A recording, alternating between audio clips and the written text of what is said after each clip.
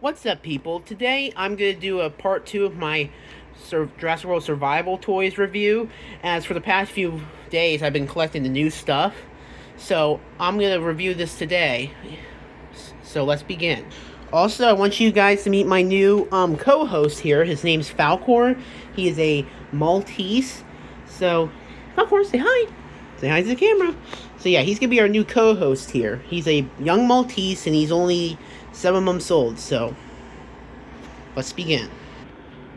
First one up here is the least exciting of the new figures that I got is the Ramparincus.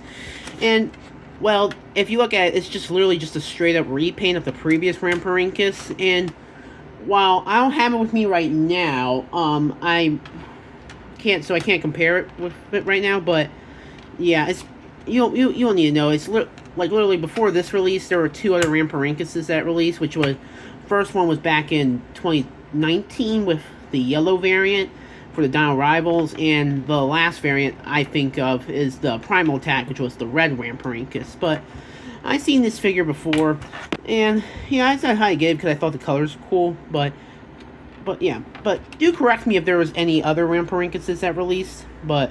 Yeah, you see this guy, it's just simple articulation, just the wings move, jaw closes, head moves and stuff. Yeah, I really do wish this had a little bit more exaggerated features, because this is the survival line. And, also I really wish they could have implemented, like, this is one thing I'm getting a little mixed with the pterosaurs, because, like, back, if you don't know, in the Rebirth line, they actually finally found a way to, do walking pterosaurs. So, I really think they should have, like, gave it some new wings so you can make it walk in a walking pose. But other than that, it's alright. Up next is the new Velociraptor, and, it's alright. I mean, it's basically meant to be based on the Rebirth Raptor. And it is a different figure. I mean, it had a different paint scheme because this was the previous one that released. And, not too much. It's just it doesn't have, like, the top color stripes on its top head, and doesn't have like so you have the tan underbody. Yeah, it doesn't have that. So I mean, it's all right, and it's pretty decent. So also with the survival line, with the new wave releasing, they had the audacity to, like, we already have Velociraptor, yet they decided to introduce 2 more Dromaeosaurids into the line. And you know, before I tell you the species name, I literally thought when I was seeing promotional images of, like, wait, why is this guy like that? But I found, no, these are different species. But this is the Deinonychus, which finally makes it into the line, and it's alright. I mean, I like the colors to it. And this is the Dromaeosaurus. And before I go on, so the Deinonychus is just a simple action figure. You just move its head up and down, close its jaw, move its arms, legs, and the tail does rotate. So, but the Dromaeosaurus right here, yeah, you can see there's little differences, like it's a different color and different body shape and stuff, but its tail rotates, its arms move, its jaw closes, and this is a strike attack, so it's one of the gimmicky small dinosaurs, and this is what it's supposed to gimmick is. Ready? Its legs move up and down like like it's trying to pounce, like this.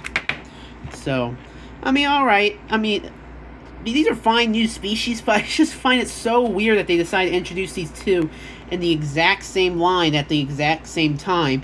Because these, like, I don't think these should have been, like, spaced out, but, I mean, it's alright that they're here, so. Speaking of, this logic kind of, but not fully, applies to these 2, the Spectrovenator and the Scelidosaurus. While, yes, the Spectrovenator and Scelidosaurus, they're different species, like, Spectrovenator is a carnivore that's bipedal, and Scelidosaurus is a early ankylosaurid.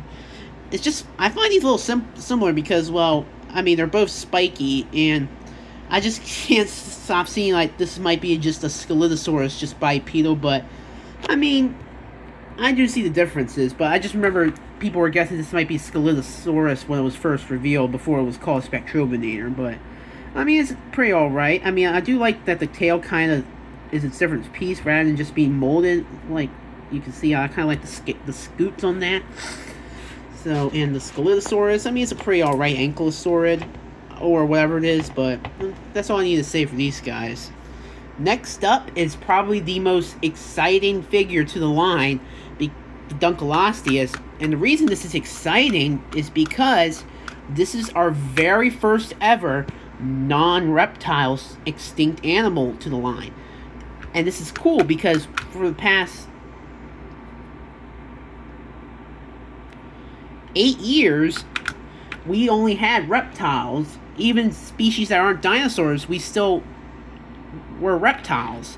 So this is interesting. This is really game-changing. We finally have an extinct fish in the line, and you see its action feature is like, you press the button and it goes like that. So, but, I mean, it's a pretty good figure, but if this should have released a little earlier, because I tell you, this should not be this size, because you know, the recent scientific discoveries that they said, oh, Dunkleosteus was much smaller, but if they made this figure right before that information came out, then we could have gotten like a bigger one. But I mean, it's all right, and I mean, it's an all right start to our first ever non-reptile extinct animal to the line. So it makes me hopeful for the future that we might get more fish, like obviously Megalodon. But also, like, even some land mammals, like Smilodon, which I know we really want. So, that's all I have to say. I mean, it's a pretty decent figure. So, up next is the Pharaoh Draco, which, I mean, it looks pretty good. But, I remember seeing the promotional for it, and I kind of thought it was like a Marodactylus or something. But, yeah, I mean, it's alright. I mean, there's not much the same. It's a new pterosaur, and same thing, I really wish they implemented the new walking wings instead of, like, the whole classic, because it just looks kind of weird doing like that, you see?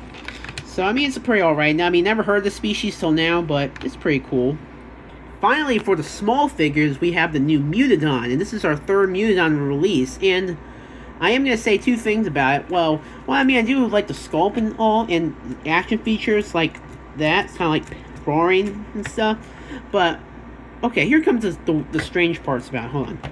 Like, one, this guy doesn't have any eyes, which is weird. I mean, I first thought this was like a, you know, a quality control error, but then I found out, oh, no, it's actually part of the figure. And so this technically makes our second dinosaur in the entire Mattel toy line not to have eyes, as our first one was the Lutistic Baryonyx right here. So, I mean, yeah, I mean, I kind of find it weird. It kind of looks weird, but then again, this was also weird, but this is also canon, and this is one of my favorite Baryonyxes, so...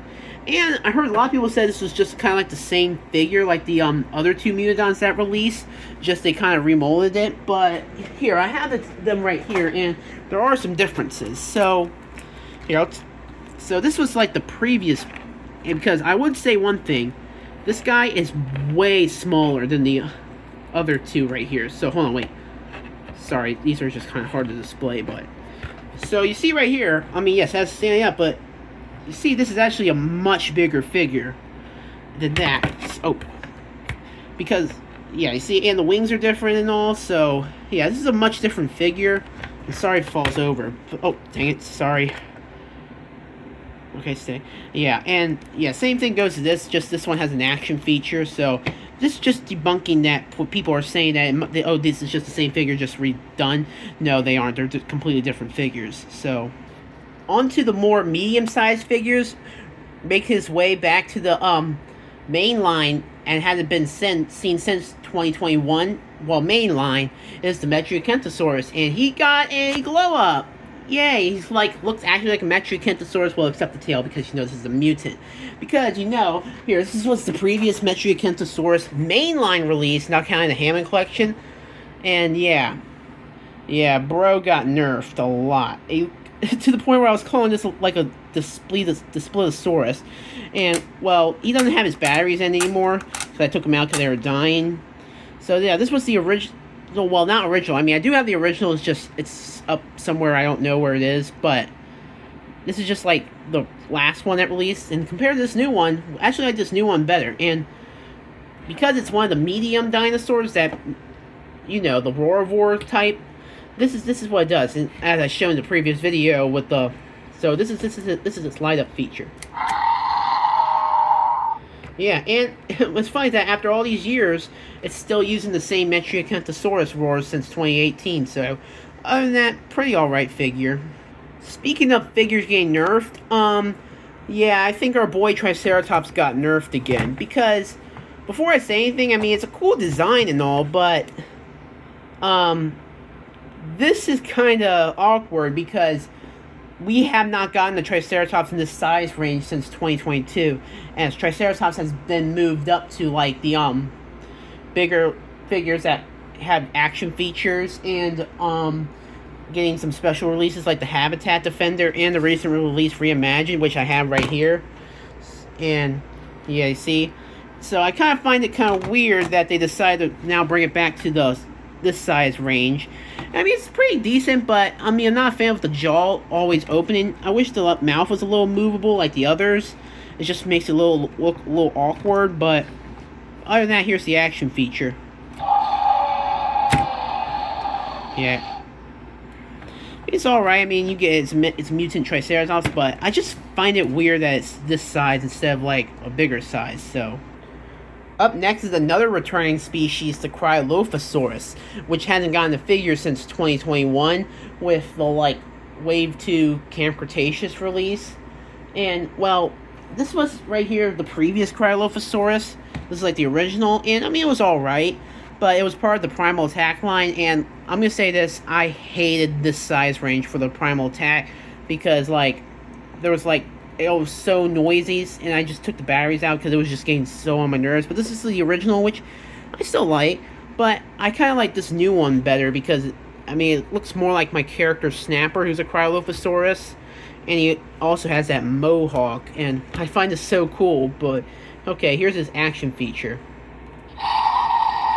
Yeah, you see, he lights up, and it's it's kind of funny how they gave him that whitish blue, because you know Cryolophosaurus is the Antarctic predator, so overall this is a little bit of an upgrade, and much better than the previous release, which, yeah, we don't want to talk about that Primal Attack line, so, but other than that, good figure. Up next is our final Wild War type figure of this line, and the only new species for this wave, the Stomatosuchus, and it's pretty decent, and I think I'm starting to see a little trend because back in 2024 we got the Gryptosuchus, which is over there. See, yeah, right there. You see it?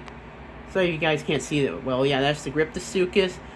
Then recently we got the Parasaurus, and you see it's right next there with the Sarcosuchus, which was released in 2020. And I'm starting to see a little trend with this. Like, each year we get a new crocodile, like one for the range of this, then we get like the bigger figure for like the action features, and then now this year we get this again, and it's making me wonder if for next year we might, fingers crossed, if we get another croc, a big one, hope it's Dinosuchus, but Stomatosuchus is pretty decent. I mean, I thought this was in like Jurassic World the game or something, but no. But you can see, yeah, it's a little, has that flat face, and I actually looked up in the real species, and the face is actually much, I mean, not the face, the snout is much longer, but I see why they kind of shortened it a little bit. But, I mean, I'm actually really like this figure. I mean, it's a very weird crocodilian type species. I mean, there's the tail and stuff, and now there's this action feature. Okay, another thing I'm a little complain about is that this guy gave it kind of like raptor sounding noises, which doesn't make sense, because they could have just reused the Gryptosuchus sounds, because that sounds more crocodilian rather than this. But overall, this is a pretty decent figure. So, our final figure tonight will be the Torvosaurus, and it's going to be like one of those massive actions where it like has two action features, and so, like, here's the little button right here, and it goes like this. And then right here, the button for the tail. Okay, and then I'm going to say this. This is a good figure, but a terrible Torvosaurus figure, because the face just doesn't look like a Torvosaurus at all. I mean, I like this figure, but this is not a good Torvosaurus figure. Yeah, because, like, if you... Torvosaurus is an iconic dinosaur that's been getting a lot of love recently.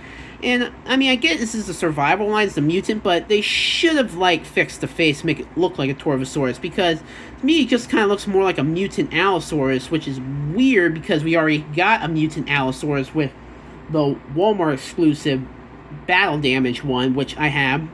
But, I mean, this is a good figure, again, not gonna lie, this is not a bad figure, this is a good figure, it's just, it's not a good Torvosaurus figure, so that's all I just wanted to say for this guy. I mean, he's decent, but just not a good Torvosaurus representation. So overall, this wave is alright. I mean, it's a very interesting wave, as it comes with, like, returning species with mutant designs, some odd choices, and our very first ever non-reptile extinct animals. So, and before you guys say anything, I couldn't find Lipleurodon or Giganotosaurus for this video, but I do plan to do a follow-up video, so until then, see you guys later, and Falcor wants to say goodnight too, so goodbye.